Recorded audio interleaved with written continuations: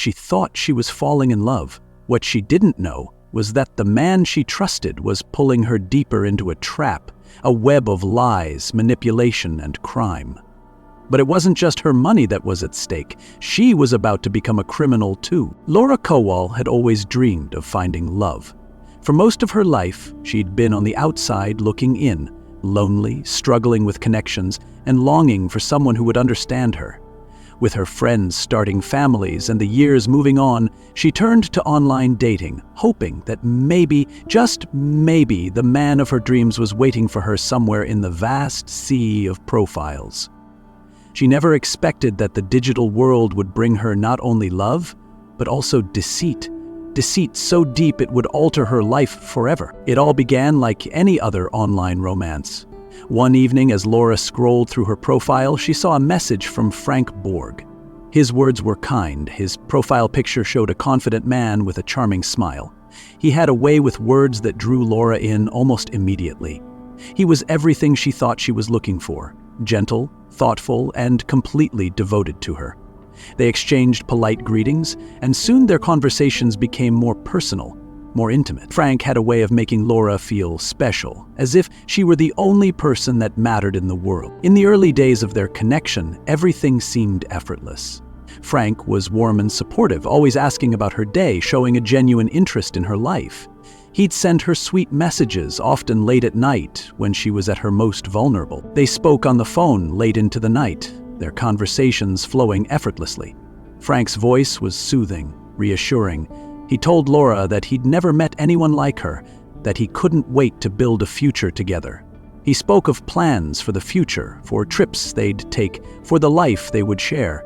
But as time passed, small shifts began to appear. At first they were subtle. A slight change in Frank's tone, a vague comment about needing some financial help. Frank claimed that he had run into some unexpected troubles with his business and that he needed a little assistance to stay afloat. He never asked for anything too large, just small sums, money to cover a late bill, a short-term emergency. Laura, who wanted nothing more than to be supportive, sent him the money without hesitation. After all, she trusted him. She thought that love was about helping each other, supporting one another in times of need. As the weeks turned into months, the requests became more frequent, and the amounts grew.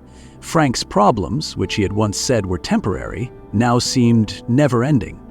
He needed more money for this and that, for the business that he claimed was just around the corner from taking off.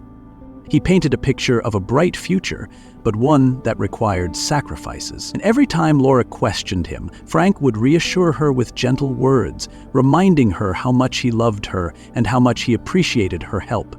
She couldn't say no, not to him, not when he needed her so desperately. Yet despite her growing concern, there was an emotional pull she couldn't shake.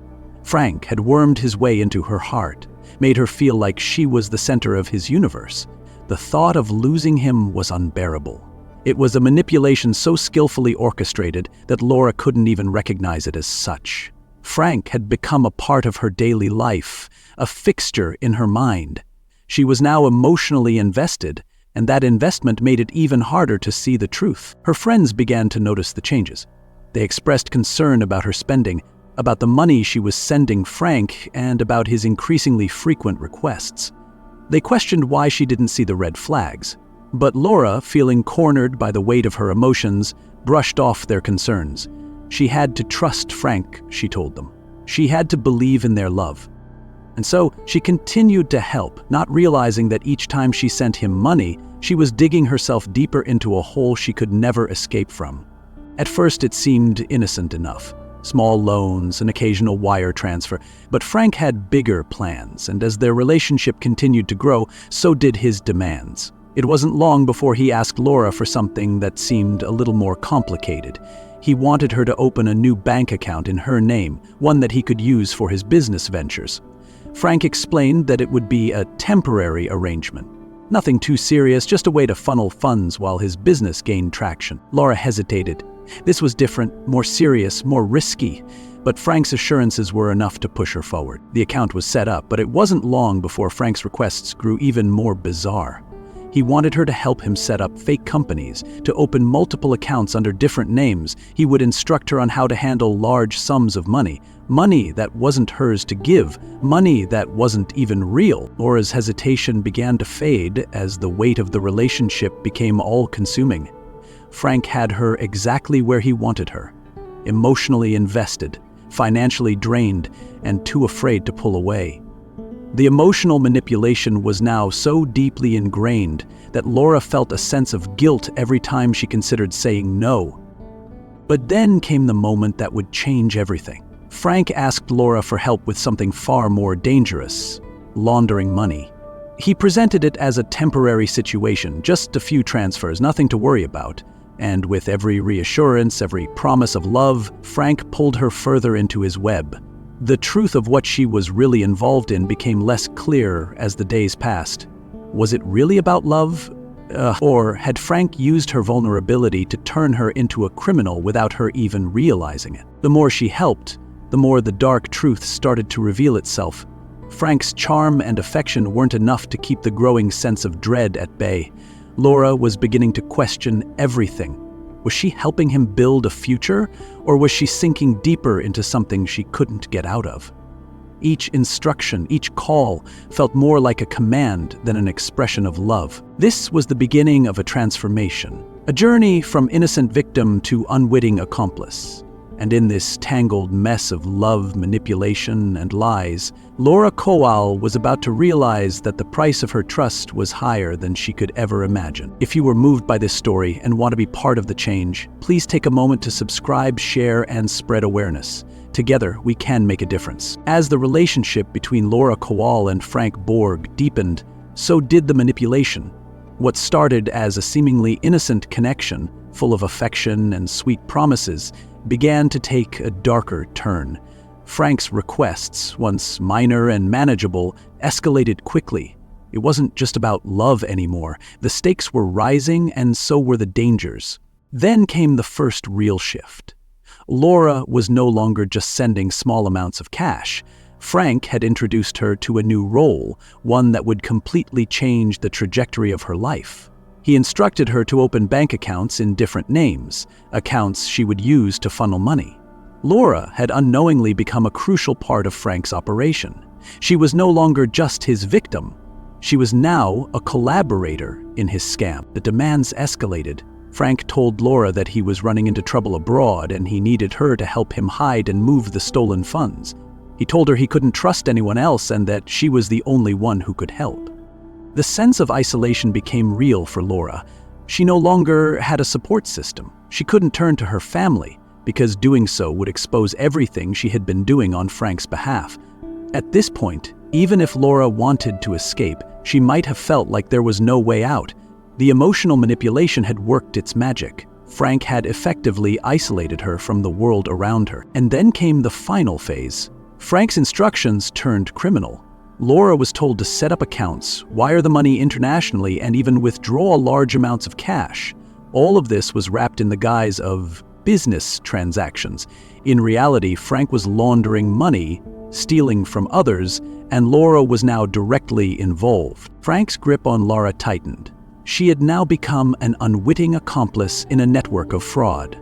The money she was moving wasn't just for Frank, it was being used to cover up the tracks of other scams. The stolen funds were being shuffled from victim to victim, all while Laura remained in the dark about the true scope of the criminal operation. And that's the real horror in these kinds of scams. Victims like Laura, who start off hoping for love, end up involved in a criminal network they can't escape from.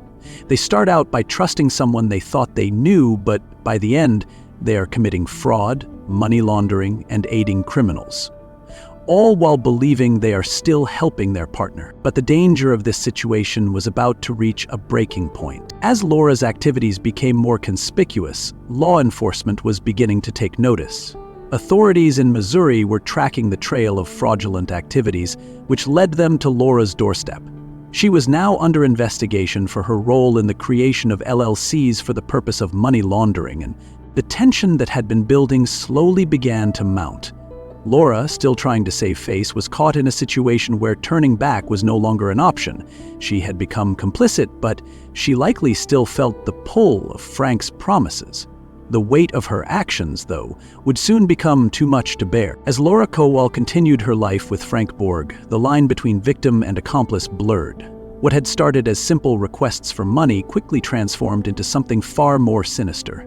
Frank no longer needed to ask for loans. Laura had become a vital part of his operation. She was no longer just sending money, she was now setting up and managing accounts, processing illicit transactions, and opening multiple shell companies. Frank's manipulation had reached its peak. Laura was unknowingly trapped in a network of international money laundering. She was no longer just being taken advantage of, she had become an unwitting participant in a larger criminal enterprise. She became the money mule. Laura was now in too deep to simply back out.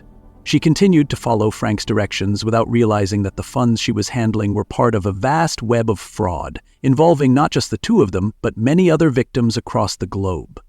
As Frank's demands grew more outrageous, the reality of the situation slowly began to dawn on her. She could feel the weight of guilt creeping in, a sense that something wasn't right. But every time she tried to pull away, Frank's tactics became more manipulative. He used her love for him, the bond they had built, as leverage. "You're the only one I can trust," he would say. "If you leave me now, everything will fall apart." Laura's descent into criminal activity wasn't a conscious choice. It was a slow, steady process of manipulation. But with each passing day, the weight of the situation grew heavier. The transactions she was making were no longer isolated incidents. They were part of a larger operation. And yet, Laura continued to follow Frank's directions, believing she was simply helping the person she loved. The guilt she felt intensified, but so did the fear. Fear of what would happen if she stopped helping Frank. Would he expose her? Would her family find out what she had been doing? Would they understand the manipulation? Or would they see her as just another criminal? By now, the FBI had started investigating the unusual financial activities surrounding Frank's business ventures. They began tracing the funds back to Laura's accounts, identifying the trail of transactions she had facilitated. But Laura had no idea that her actions were now being watched by law enforcement. The fear she had been feeling of exposure and shame was about to become a harsh reality. But she was afraid it could, and still Frank had his hold on her. Then, the final blow came. Laura was asked to make a significant transfer, one that would take her completely out of the realm of innocent mistake and place her squarely within the world of criminal activity. The amount was staggering, and the instruction was clear: transfer the funds, or everything she had worked for would collapse. Laura hesitated, but in the end the pressure became too much. Had she known the full extent of her involvement, would she have still gone through with it? It's unclear, but the tension in her life was now unbearable, and in that moment of vulnerability she made the transfer, sealing her fate. As law enforcement dug deeper into the investigation, they began connecting the dots. The strange money transfers, the suspicious accounts, and the chain of fake companies, everything was leading back to Laura. But how could she have gone from a vulnerable woman looking for love to an accomplice in a global money laundering operation? It wasn't just about the money, it was about the manipulation. The FBI and local authorities began to piece together the puzzle. They traced the illicit transactions, interviewed financial experts, and slowly uncovered the truth. Laura had become entangled in a criminal network, one that spanned continents. Her involvement wasn't voluntary, but it was undeniable. Then, in the midst of the investigation, a tragedy struck. Laura Kowal's body was found, her death shrouded in mystery. Was it suicide, as some suspected? Or had she been silenced by those who had controlled her for so long?